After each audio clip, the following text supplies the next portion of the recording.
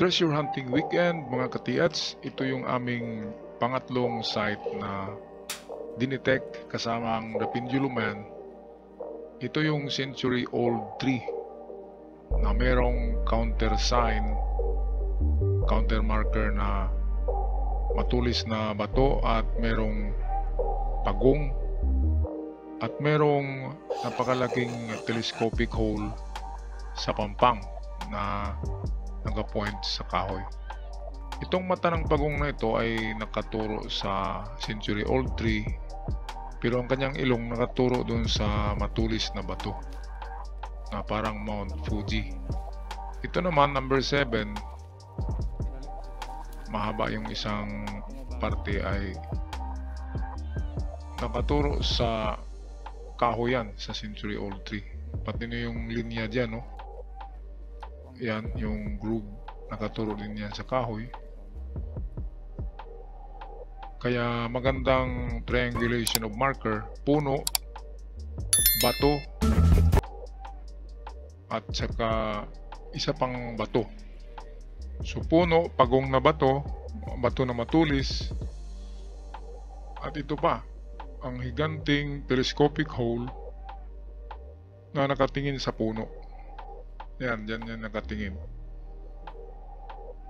Kaya posibleng merong nakabound. Kasi marami siyang mga countersign.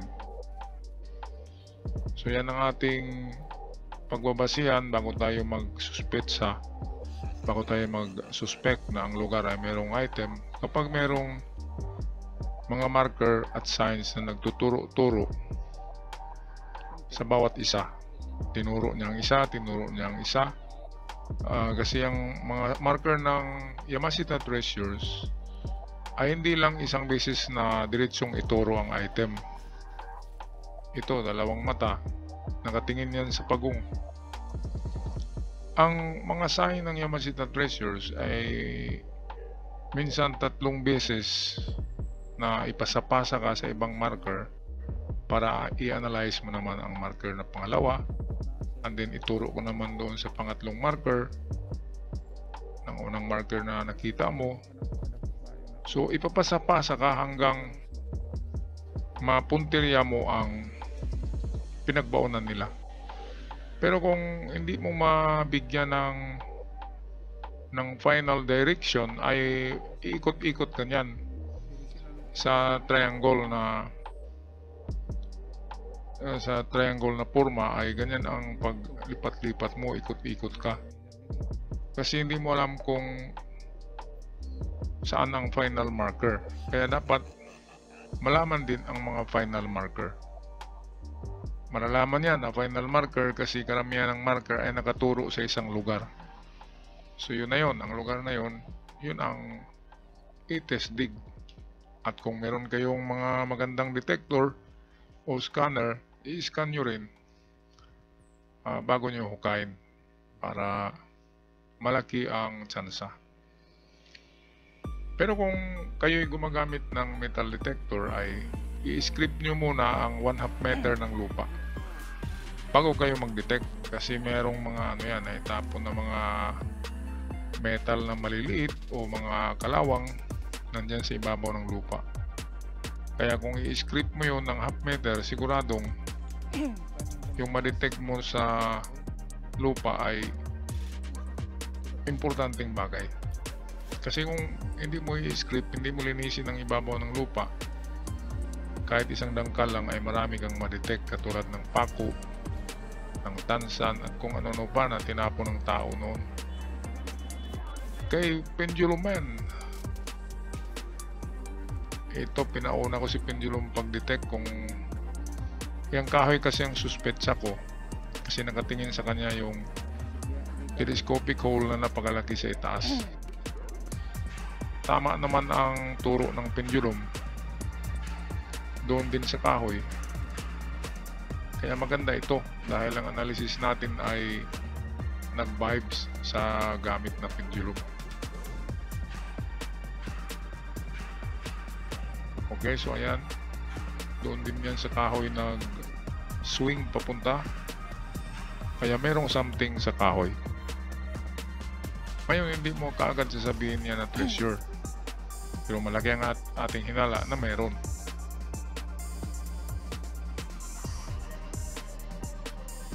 Ito, so ito yung tinuturo ng lahat ng swing ng pendulum. 3 beses diyan nagturo. So tapos na. So puntahan na yan at yan, i-final pendulum. So kapag iikot dyan ay merong anomalya ang ugat ng kahoy sa ilalim. Ayan, umiikot na. Kaya kapag iikot, merong detection, positive ito.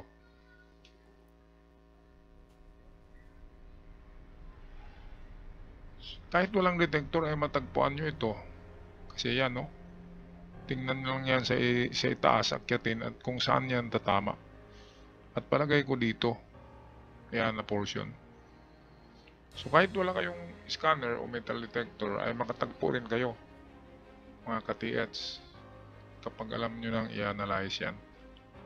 Hukay ng hukay lang at mag-obserbar lang sa paligid sa mga signs para makabisado nyo ang meaning ng mga signs at marker na yan.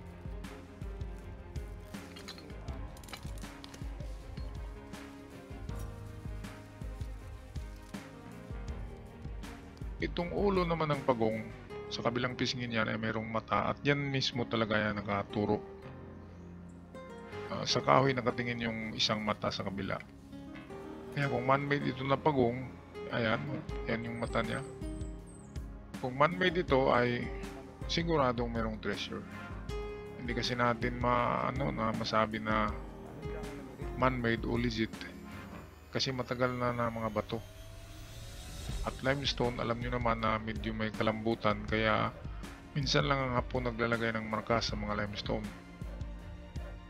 Nilalagay talaga ang mga marka ng Hapon sa matitigas na uri ng bato na hindi na-deform in 100 years. Okay, kaya final detection ng ating dowsing. Tingnan natin kung kahoy pa rin ang ituturo dito. At kapag kahoy, ayan, sa kahoy nga siya nagturo.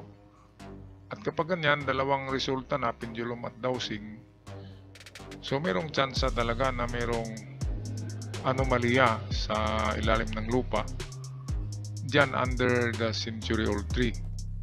Kaya baka meron ngang ibinaon under the old tree. Okay, final natin to.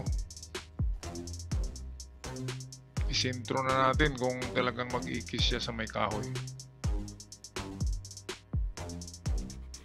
So ayan, yan ang kanyang punteriya, ang puno pa rin. Ngayon natin to punteriyahin ng puno kung mag-iikis ba siya sa gilid ng puno.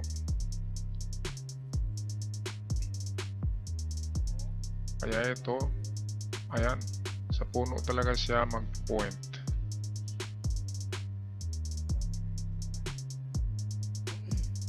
Alam niyo mga ka-TH, ang mga gagamitan ay pangalawa lamang yan. Importante talaga ang analysis. Kasi kahit may gagamitan kayo at hindi nyo na-analyze din ang na-detect nyo or na-scan, ay ganun pa rin. Hindi perfect ang mga gadget.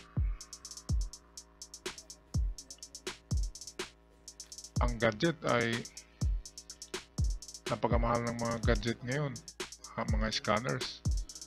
Kaya habang wala pa kayong mga puhunan, mga ka-TH, ay magkasya muna kayo sa mga katulad ng pendulum, dowsing rod, mga jack wand, aurameter, mga ganyan muna. At syempre, analysis talaga. Dapat alam niyo yung mga kahulugan ng mga signs na mga nakatatak. Okay, kaya ang aming strategy dito ay hukayin ang baba ng kahoy.